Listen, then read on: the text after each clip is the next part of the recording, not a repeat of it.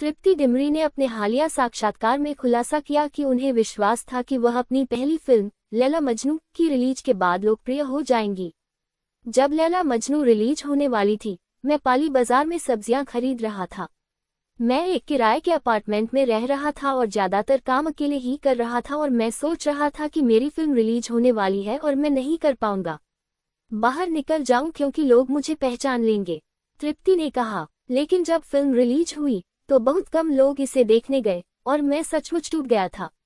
मुझे उसके बाद भी फिल्मों की पेशकश की गई, लेकिन कुछ भी रोमांचक नहीं था। इसलिए मैंने अपनी कला पर काम करना शुरू किया और कई कार्यशालाओं में भाग लिया। उन्होंने कहा, मैं समझदार हूँ। और फिर बुलबुल हुआ, तृप्ति ने ई टाइम्स को बताया।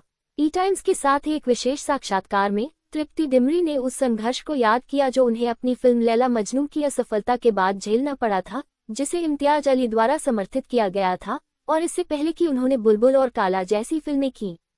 उन्होंने कहा, जब लैला मजनू रिलीज होने वाली थी तो मैं पाली बाजार में सब्जियां खरीद रही थी।